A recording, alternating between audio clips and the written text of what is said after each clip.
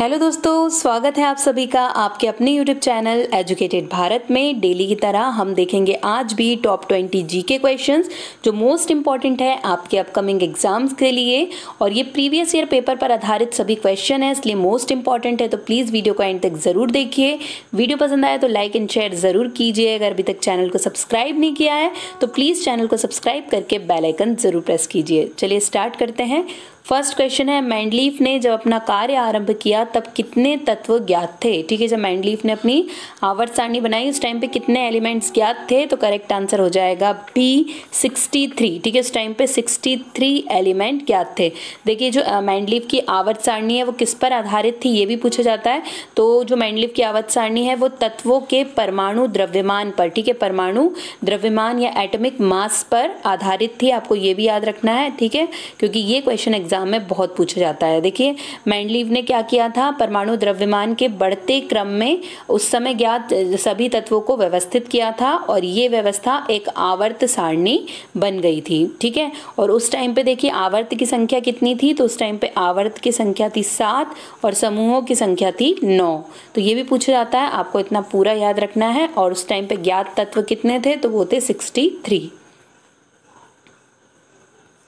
निम्नलिखित में से कौन सा रोग बैक्टीरिया से होता है, तो यहाँ पर इसका करेक्ट आंसर हो जाएगा बी तपेदिक। ठीक है, तपेदिक या टीबी, ठीक है, ट्यूबरकुलोसिस जो है वो किससे होने वाला रोग है, बैक्टीरिया से होने वाला रोग है। ये घातक संक्रामक बीमारी है जो माइकोबैक्टीरियम ट्यूबरकुलोसिस के द्वारा होती है। ठीक है, माइक्रोबैक्टीरियम ट्यूबरकुलोसिस, आपको इसका नाम याद रखना है, माइकोबैक्टीरियम ट्यूबरकुलोसिस बैक्टीरिया के कारण ये होती है।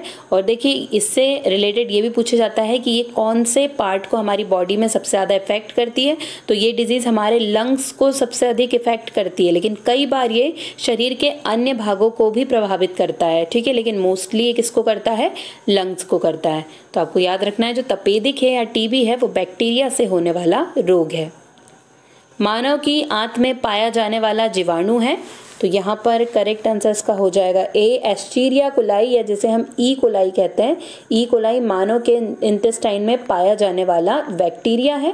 देखिए कैसा होता है, ये ग्राम नेगेटिव होता है और साथ ही साथ ये रॉड शेप्ड होता है। रॉड शेप्ड बैक्टीरिया है, कई बार इसका शेप भी पूछ लिया जाता है। रॉड शेप्ड बैक्टीरिया है। ये क्या करता है, ये विटामिन K2 के निर्माण में हेल्प करता है। ठीक है, विटामिन K2 जो हमारी आंत में जिसका निर्माण होता है उसके निर्माण में हेल्प करता है। साथ ही साथ जितने भी हार्मफुल बैक्टीरिया हैं उनको जमा होने से रोकता है। तो ई कोलाई का बहुत काम है हमारे इंटेस्टाइन में। तो आपको याद रखना है मानव के आंत में पाया जाने वाला जीवाणु कौन सा है, एस्चीरिया कोलाई या ई कोलाई। कवकों की कोशिका भित्ति किसकी बनी होती है, तो यहाँ पर करेक्ट आंसर इसका हो जाएगा ए काइटिन व हेमीसेल्यूलोज की। ठीक है, कब देखिए सेल वॉल क्या होती है, सेल वॉल एक कठोर परत होती है। किसी भी सेल के ऊपर एक कठोर सी जो परत पाई जाती है वही क्या कहलाती है, सेल वॉल कहलाती है। तो ये जो सेल वॉल है ये फंजाई या कवकों में काइटिन या हेमीसेल्यूलोज की बनी होती है। और देखिए जो एनिमल सेल है, आपको ये भी याद रखना है कि एनिमल सेल में सेल वॉल नहीं पाई जाती है। ये क्वेश्चन भी बहुत पूछा जाता है। प्लांट सेल में, कवक में, इनमें सेल वॉल पाई जाती है लेकिन एनिमल सेल में नहीं पाई जाती। निम्न में से कौन सी उपधातु है, ठीक है, कौन सी मेटेलॉइड है, तो करेक्ट आंसर हो जाएगा ए आर्सेनिक। देखिए मेटेलॉइड क्या होता है, ऐसे एलिमेंट्स जो धातु और अधातु दोनों की तरह जिनमें गुण पाए जाते हैं वो क्या कहलाते हैं, उपधातु या मेटेलॉइड्स कहलाते हैं। तो यहाँ पर मेटेलॉइड्स क्या है, आर्सेनिक। ठीक है, इसके अलावा मेटेलॉइड्स और कौन से होते हैं, तो बोरॉन, सिलिकॉन, जर्मेनियम, एंटीमनी, ठीक है, ये कई सारे हैं जो क्या कहलाते हैं, उपधातु कहलाते हैं। कार्बन का परमाणु क्रमांक क्या है, तो इजी सा क्वेश्चन है। एटॉमिक नंबर क्या है कार्बन का, करेक्ट आंसर हो जाएगा B6। ठीक है, कार्बन 6, कार्बन को हम C से डिनोट करते हैं और उसका एटॉमिक नंबर है 6। न्यूक्लियॉन्स किसे कहते हैं, तो यहाँ पर करेक्ट आंसर होगा बी नाभिक में उपस्थित प्रोटॉन और न्यूट्रॉन को। ठीक है, जो नाभिक होता है उसको हम न्यूक्लियस कहते हैं। ठीक है, नाभिक को हम न्यूक्लियस कहते हैं और उसके अंदर प्रेजेंट होता है प्रोटॉन प्लस न्यूट्रॉन और इसे हम क्या कहते हैं, फिर न्यूक्लियॉन कहते हैं। ये बहुत पूछा जाता है इसलिए आपको याद रखना है, नाभिक में उपस्थित प्रोटॉन और न्यूट्रॉन को न्यूक्लियॉन्स कहा जाता है। अभिकेंद्र बल किसे कहते हैं, तो करेक्ट आंसर हो जाएगा ए केंद्र की ओर लगने वाला बल। ठीक है, एक वृत्ताकार पथ में केंद्र की ओर जो लगने वाला बल होता है वो अभिकेंद्रीय बल कहलाता है। परमाणु के अंदर न्यूट्रॉन की उपस्थिति की खोज किसने की थी? बहुत पूछा जाता है न्यूट्रॉन की उपस्थिति की खोज। करेक्ट आंसर हो जाएगा सी, जे चैडविक यानी कि जेम्स चैडविक के द्वारा 1932 में परमाणु के अंदर न्यूट्रॉन की खोज की गई थी। आजकल अंतर्राष्ट्रीय स्तर पर मात्रक की मान्य प्रणाली कौन सी है? तो देखिए अंतर्राष्ट्रीय स्तर पर करेक्ट आंसर हो जाएगा बी, एसआई। ठीक है, एसआई जो यूनिट है वो अंतर्राष्ट्रीय स्तर पर मात्रक की मान्य प्रणाली मानी जाती है। निम्नलिखित में से किसे जैव उर्वरक के रूप में प्रयोग किया जाता है? तो यहाँ पर करेक्ट आंसर इसका हो जाएगा सी, एजोला। ये क्वेश्चन बहुत पूछा जाता है कि किसे जैव उर्वरक के रूप में यूज़ किया जाता है, बायो फर्टिलाइजर के रूप में यूज़ किया जाता है। तो करेक्ट आंसर हो जाएगा एजोला। देखिए एजोला क्या है, ये फ्री फ्लोटिंग जलीय फर्न है। ठीक है, फ्री फ्लोटिंग जलीय फर्न है और इसे हम टेरिडोफाइट भी कह सकते हैं। फर्न जो है वो टेरिडोफाइट की श्रेणी में आता है, पता होगा आपको। इसका जो यूज़ है वो किस रूप में किया जाता है? तो जैव उर्वरक के रूप में, बायो फर्टिलाइजर के रूप में इसका यूज़ किया जाता है, जो मिट्टी की उर्वरता में सुधार करता है, फसल की पैदावार को बढ़ाता है। इसलिए इसका यूज़ किस रूप में किया जाता है? बायो फर्टिलाइजर के रूप में किया जाता है। तो एजोला बहुत एग्जाम में पूछा जाता है, आपको याद रखना है। फ्यूज का सिद्धांत है, तो करेक्ट आंसर हो जाएगा सी, विद्युत का ऊष्मीय प्रभाव। ठीक है, विद्युत का ऊष्मीय प्रभाव। निम्नलिखित में से किस समिति ने मौलिक कर्तव्यों को शामिल करने की सिफारिश की थी?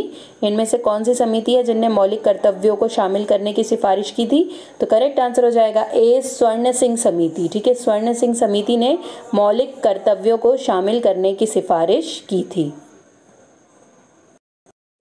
किसी तत्व के दूसरी कक्षा में परमाणुओं की अधिकतम संख्या हो सकती है? कितनी हो सकती है? तो यहाँ पर करेक्ट आंसर हो जाएगा ए, 8। ठीक है, किसी तत्व की जो दूसरी कक्षा होती है उसमें परमाणु की संख्या कितनी होती है? तो 8 होती है। पायरोमीटर का प्रयोग करते हैं। पायरोमीटर का प्रयोग किस लिए किया जाता है? तो देखिए सी करेक्ट हो जाएगा, तापक्रम मापने के लिए। और यहाँ पे भी तापक्रम कैसा होगा? उच्च ताप। ठीक है, बहुत ही जो उच्च ताप होता है उसे मापने के लिए पायरोमीटर का इस्तेमाल किया जाता है। वह कण जो नाभिकीय कणों को बांधे रखने का काम करता है, तो वो कौन सा है? यहाँ पर करेक्ट आंसर होगा सी, मेसॉन। ठीक है, मेसॉन वो ऐसा कण होता है जो नाभिकीय कणों को बांधने का काम करता है। ठीक है, तो मेसॉन आपको याद रखना है, एग्जाम में पूछा गया है क्वेश्चन भी। नेक्स्ट है, जब दो इलेक्ट्रॉन एक ही कक्षा में होते हैं तो उनमें क्या पाया जाता है? जब दो इलेक्ट्रॉन एक ही कक्षा में होते हैं तो उनमें क्या पाया जाता है? तो करेक्ट आंसर हो जाएगा बी, विपरीत चक्रण। ठीक है, जब एक ही कक्षा में दो इलेक्ट्रॉन होंगे तो वो इस तरीके से होंगे, मतलब उनमें क्या पाया जाएगा? विपरीत चक्रण पाया जाएगा।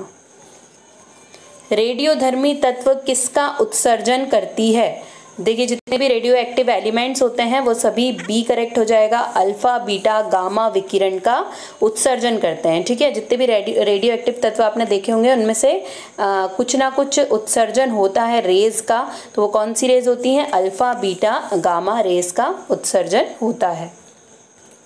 यूरेनियम विखंडन की सतत प्रक्रिया को जारी रखने के लिए किस कण की जरूरत होती है? तो करेक्ट आंसर यहाँ पर इसका हो जाएगा सी, न्यूट्रॉन की। ठीक है, यूरेनियम विखंडन की जो सतत प्रोसेस है अगर उसे जारी रखना है तो इसके लिए ज़रूरी क्या होता है? न्यूट्रॉन ज़रूरी होता है।